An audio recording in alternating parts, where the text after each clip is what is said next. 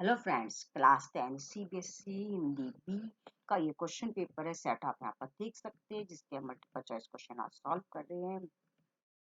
अब सबसे पहले खंड का मेक पठित बोध दिया गया है जिसको आप पढ़ सकते हैं। निम्नलिखित गद्यांश को ध्यानपूर्वक पढ़कर उस पर आधारित दिए गए प्रश्नों को सर्वाधिक उपयुक्त उत्तर लिखिए। क्वेश्चन यहाँ पर दिया गया, क्रोध धोखा कब देता है। आप यहाँ पर दे सकते हैं। फर्स्ट लाइन में लिखा है, क्रोध कार्य कारण के संबंध ज्ञान में त्रुटि या भूल होने पर धोखा देता है। तो इसका सही आंसर है बी ऑप्शन, क्रोध कार्य कारण के संबंध में भूल होने पर।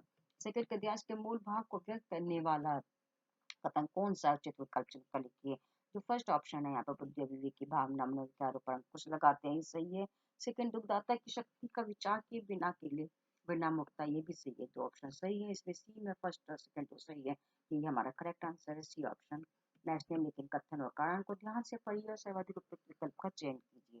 फर्स्ट है यहाँ पर कथन है, कारण और परिस्थिति के अनुरूप किया गया क्रोध ही उपयुक्त है, सही दिया गया कथन। कारण इसका दिया है परिस्थिति के अनुरूप बुद्धि का प्रयोग कर परिमित क्रोध करने से भयंकर दुष्परिणामों से बचा जा सकता है, ये कारण भी इसका सही है। दोनों ही सही है, सही व्याख्या भी कर रहा है, इसलिए डी ऑप्शन करेक्ट है यहाँ। नेक्स्ट क्वेश्चन है, क्रोध को अंधा क्यों कहा गया है। इसका आंसर यहाँ पर दिया गया, पैराग्राफ हम देख सकते हैं। ना तो वह ये देखता है कि मैंने कुछ किया है या नहीं, और ना ही वह इस बात का ध्यान रखता है कि क्रोध के वेग में जो कुछ करूंगा उसका परिणाम क्या होगा। नेक्स्ट क्वेश्चन यहाँ पर दिया गया है, क्रोध कब अनर्थकारी रूप धारण कर लेता है। इसका आंसर यहाँ दिया गया, यदि क्रोध इतना उग्र हुआ कि ये मन में दुखदाता की शक्ति के रूप और परिणाम के निश्चय दया भय आदि के और भावों के संचार तथा उचित अनुचित के विचार के लिए जगह ही ना रही, तो यह बड़ा अनर्थ खड़ा हो जाता है। ये था हमारे इस क्वेश्चन का आंसर। जो फर्स्ट क्वेश्चन था, सेकंड क्वेश्चन में भी यहाँ पर एक गद्यांश दिया गया, उसी के अनुरूप नीचे क्वेश्चंस दिए गए हैं। फर्स्ट क्वेश्चन देख लेते हैं। इस गद्यांश में लेखक की चिंता का विषय कैसे आंसर, विश्व स्तर पर होने वाली भोजन की बर्बादी। सेकंड, मानवीकरण के साथ साथ भोजन की बर्बादी प्रभावित करती है, सही आंसर है पर्यावरण को। नेक्स्ट, यहाँ पर भी निम्नलिखित कथन और कारण को ध्यान से पढ़िए और सर्वाधिक उपयुक्त विकल्प का चयन कीजिए। कथन दिया है, भोजन की बर्बादी जलवायु परिवर्तन का भी कारक है, सही कथन हमारा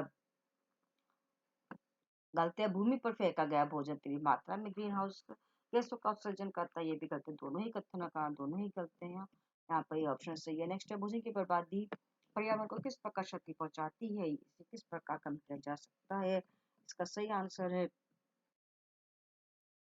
यहाँ पर आप देख सकते हैं पैराग्राफ में, जिसमें पृथ्वी को काफी हद तक प्रभावित किया है। इस समस्या को नियंत्रित कर आने वाली पीढ़ियों को भविष्य में होने वाली बड़ी समस्या जैसे ग्लोबल वार्मिंग हो गई और इस गैसों की पहुंच के कारण जलवायु परिवर्तन से बचा जा सकता है।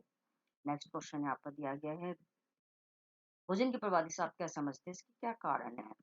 भोजन की बर्बादी से तात्पर्य उस भोजन से है जिसे खाया नहीं जाता और फेंक दिए जाते हैं। अनेक लोग अधिक मात्रा में भोजन खरीदते हैं और समाप्ति तिथि के बाद खोले बिना ही उसे फेंक दिया करते हैं। नेक्स्ट, यहाँ पर आपको फिर से यहाँ पर मल्टीपल चॉइस क्वेश्चन एक पद्यांश के रूप में दिए गए हैं।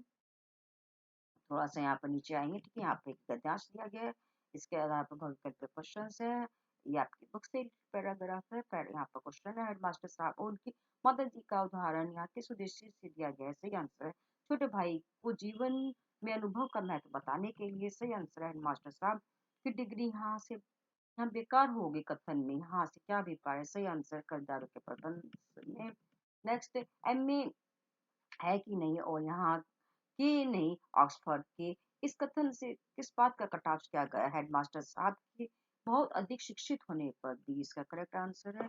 नेक्स्ट क्वेश्चन यहाँ पर दिया गया, गद्यांश से बड़े भाई साहब के चरित्र के विषय में क्या पता चलता है, सही आंसर भी अपने अधिकार और कर्तव्य दोनों के प्रति सचेत थे।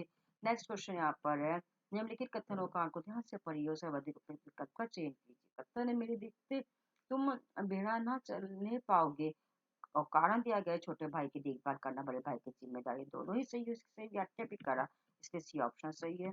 नेक्स्ट, यहाँ पर फिर से आपका एक यहाँ पर काव्यांश दिया गया है, काव्यांश से क्वेश्चन है, भूदर के उड़ने से क्या अभिप्राय है, सही आंसर है पर्वतों का बादलों के पार जाना।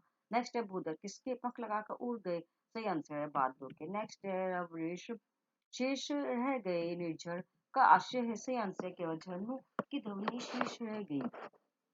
नेक्स्ट है, टूट पड़ा भू पर अंबर पंक्ति के अंबर के टूटने से क्या अभिप्राय, से आंसर आकाश द्वारा धरती पर मूसलाधार वर्षा करना। नेक्स्ट काव्यांश में इंद्रजाल किसे कहा गया है? से अनसैत रागों के चारों तरफ उड़ने उड़ते घने धुएं को। ये थे हमारे मल्टीपल चॉइस क्वेश्चन जो आज का पेपर था 28 फरवरी का। हिंदी का कोड आप चेक कर सकते हैं। हिंदी बी का ये पेपर था, इसके मल्टीपल चॉइस क्वेश्चन हमने सॉल्व किए। Thank you for watching my video.